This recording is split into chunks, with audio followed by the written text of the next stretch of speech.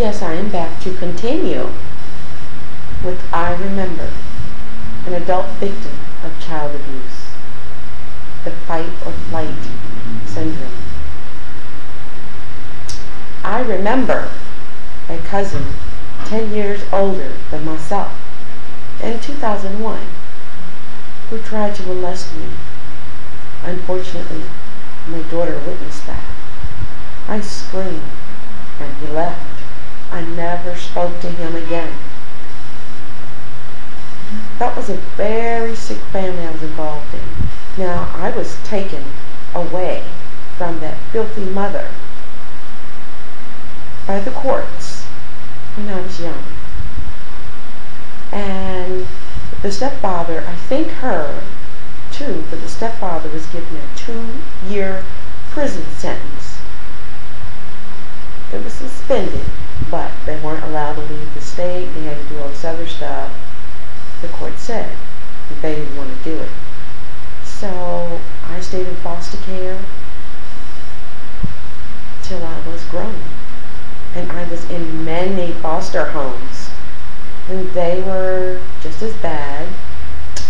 I remember I was in white foster homes. I wasn't really bothered in the white foster homes. Although I did see a lot of black females got beat up by the white females, and the white foster mother would allow it. In the black foster homes, someone was, always trying to touch me inappropriately. It would either be the father who was there or the children.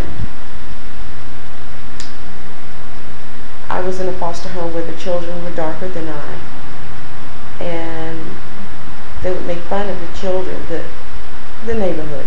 They would call them spooks, and so therefore the foster children were mad with me, and they were always trying to do filthy things to me. I went through a lot in those foster homes, but I remember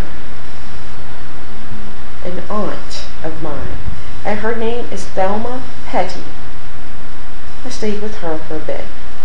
She allowed one of her friends to almost rape me. I was frightened to death. And she was a so-called professional. She worked for a Federal Trade Commission. She told me to say nothing. I remember her husband, my uncle. I was asleep, and it's obviously that I was drugged. When I woke up, my pajamas were off of me and my underclothes were gone. And the mattress was like shifted off almost. I remember many things. I remember that aunt telling me that I was ugly, that I had overly big lips, and that I had a hump in my nose, and that I would be lucky if I even got a husband. She, in so many words, was calling me ugly.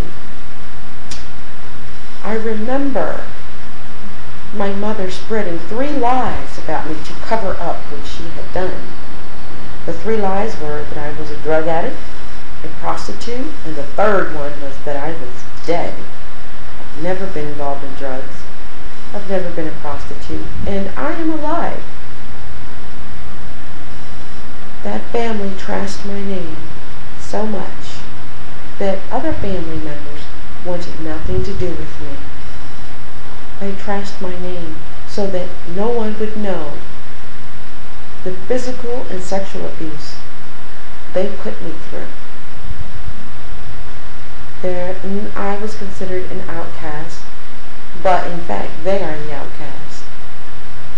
Those people, the aunt, parents, cousins, they were professional people. They worked in the government. People thought they were wonderful, and people never knew they were like that, because abusers do not have a name attached across their forehead.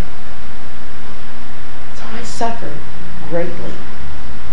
The beatings I suffered for years, the sexual abuse I suffered for years, watching my grandmother be abused by my mother, knowing my grandmother died a mysterious death while in my mother's care. But I did the flight syndrome. I ran away. The police never believed me. They always believed my mother. So, as a result, being a young adult, I married an abusive man who beat me. He was 6'4", and he was built. I'm 5'4", and he would just beat the daylights out of me.